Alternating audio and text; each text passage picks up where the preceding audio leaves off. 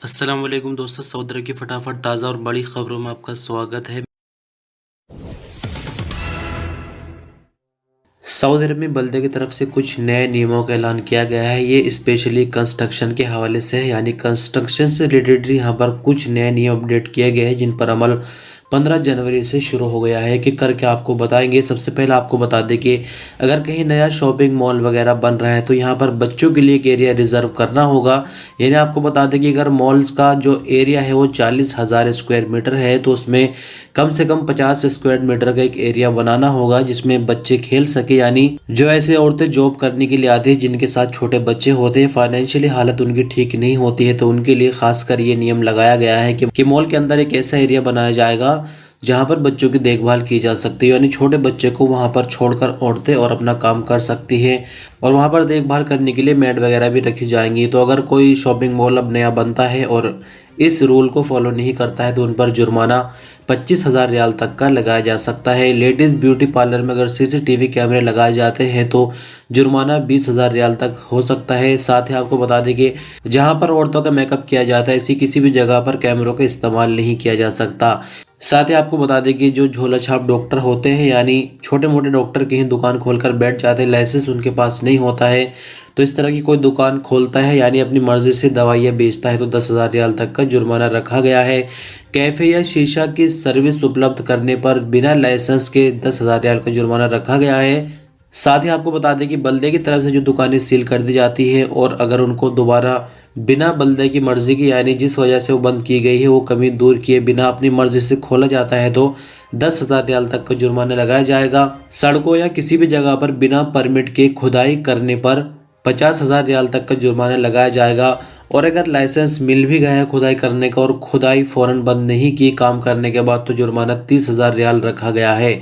खुदाई की मशीनरी के गलत इस्तेमाल करने की वजह से सड़कें खराब होने पर, यानी आपको बता दें कि जिस तरह खुदाई करने वाली कोई मशीन है, चैन उसके अंदर लगी हुई है और चैन के जरिए ही वाहन को सड़क पर दौड़ा दिया तो ऐसे में जुर्माना 30,000 रियाल तक रखा गया है। साथ ही आपको बता दें कि कोई नई साइट अगर चल रही है और वहां पर कॉन्ट्रैक्टर का बोर्ड नहीं लगाया जाता है, यानी बोर्ड लगाया जाता है जिसमें कॉन्ट्रैक्टर की डिटेल वगैरह होती है, क्या ये प्रोजेक्ट चल रहा है, ये बोर्ड लगाना काफ़ी ज़रूरी है। अगर ये बोर्ड नहीं लगाया जाता है तो बल्दे की तरफ से 5,000 रियाल तक का जुर्माना लगाया जाएगा। साथ ही आपको बता दें कि कंस्ट्रक्शन का परमिट लिए बिना काम करने पर 50,000 रियाल का जुर्माना रखा गया है, जबकि सीवरेज को खुला छोड़ने पर कॉन्ट्रैक्टर पर 10,000 रियाल का जुर्माना लगाया जाएगा।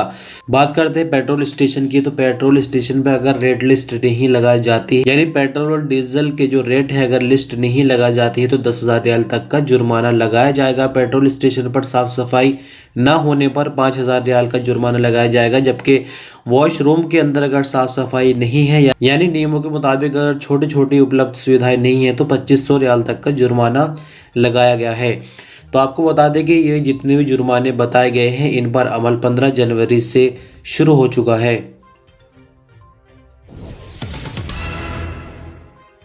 कतर के नासिर अल अत्तैयाब ने सऊदी डाकर रैली 2022 का टाइटल चौथी बार अपने नाम कर लिया, जबकि सऊदी अरब के यजीद अल राजी तीसरे नंबर पर रहे।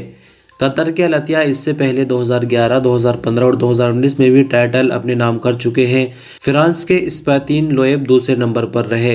रैली अपने नाम होने पर नासिर अत्तैयाब ने कहा कि आज मैं बहुत ज़्यादा खुश हूँ, मुझे इसकी बिल्कुल भी उम्मीद नहीं थी। उन्होंने कहा कि चौथा टाइटल अपने नाम करके फिन एरी विंटन के साथ अपने टाइटल की तादाद बराबर कर ली है। अब वो 8 टाइटल लेने वाले पीटर हेंसल का रिकॉर्ड तोड़ना चाहते हैं।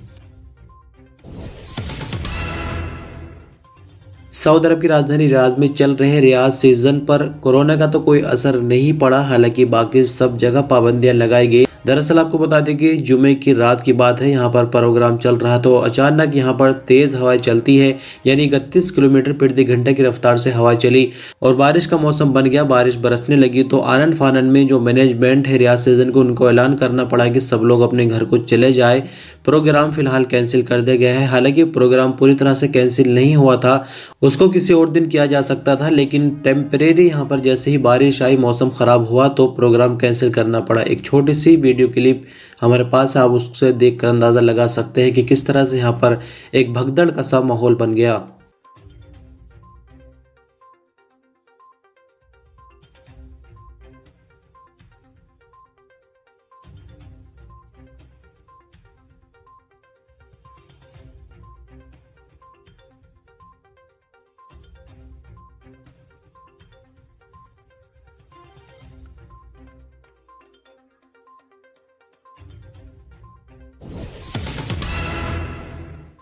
सऊदी मिनिस्ट्री ऑफ हेल्थ में लेबोरेटरी सर्विसेज के प्रमुख डॉक्टर अब्दुल्ला अल जरियान का कहना है कि जो लोग कोरोना का सेल्फ टेस्ट करना चाहे तो उनके लिए हिदायत यह है कि जो टेस्टिंग किट है वो मशहूर फार्मेसी से ही खरीदी जाए। घर पर कोरोना टेस्ट करने के लिए मशहूर ब्रांड की किट की कीमत 40 से 45 रियाल है, जिसे इस्तेमाल करने से पहले एसओपीज को फॉलो करना ज़रूरी है।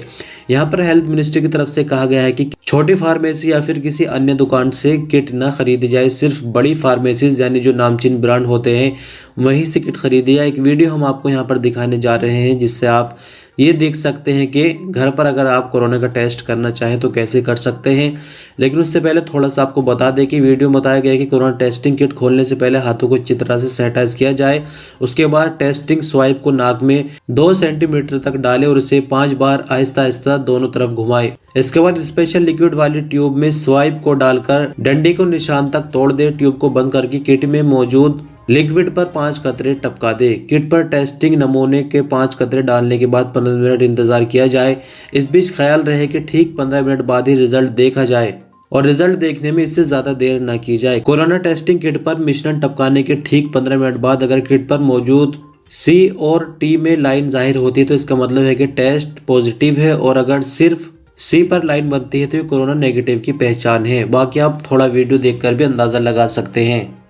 كيف تقوم بالفحص الذاتي ضد كوفيد-19؟ قبل فتحك لعلبة الفحص الذاتي تأكد من تعقيم يديك جيدا. افتح القنينة بحذر. اعصر السائل منها في الأنبوب، ويجب أن يكون السائل عند خط الملء وأعلى. ضع الأنبوب في حامل الأنابيب. والآن افتح غلاف المسحة وكن حذر من عدم ملامستك للطرف الناعم. امسح فتحتي الأنف بنفس المسحة، وذلك بإدخال 2 سنتيمتر تقريبا قدر المستطاع، والتدوير ببطء 5 مرات.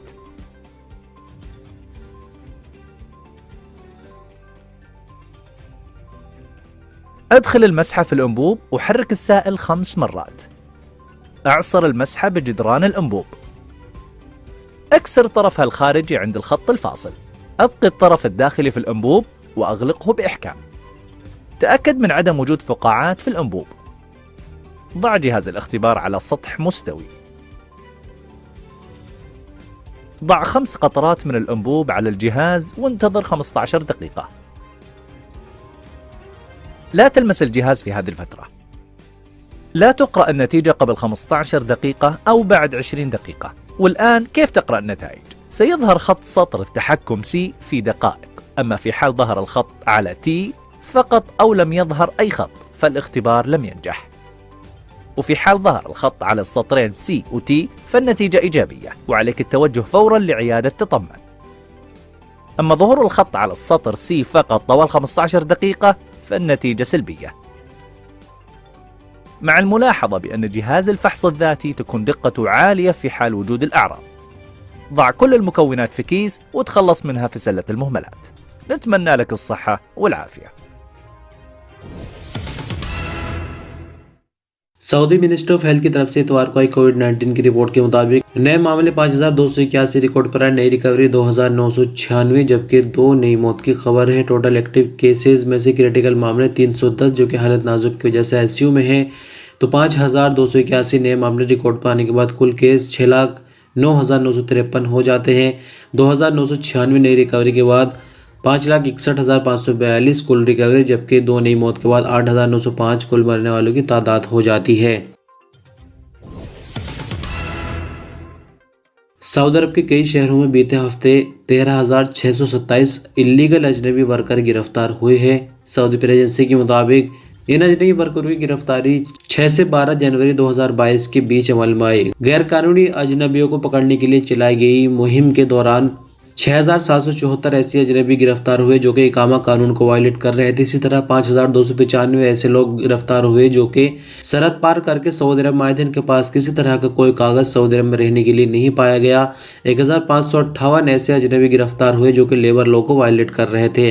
ज्वाइंट कमेटी ने आगे कहा कि 411 ऐसे लोग गिरफ्तार हुए जो कि सऊदी अरब की सरहद पार करके सऊदी अरब में घुसने की कोशिश कर रहे थे।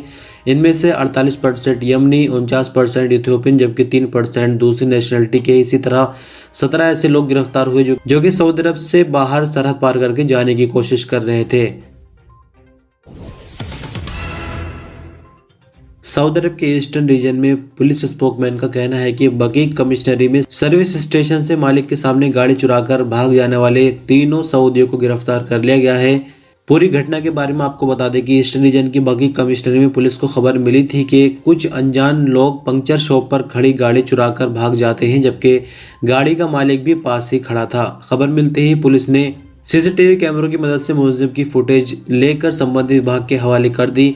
मुलजिमों की पहचान होने के बाद पुलिस जल्दी उन्हें गिरफ्तार करने में कामयाब हो गई। रीजनल पुलिस स्पोकमैन ने बताया कि मुलजिम सऊदी है और उनके खिलाफ लूट मार का मुकदमा दर्ज करके उन्हें पब्लिक प्रोसिक्यूशन के हवाले कर दिया गया है।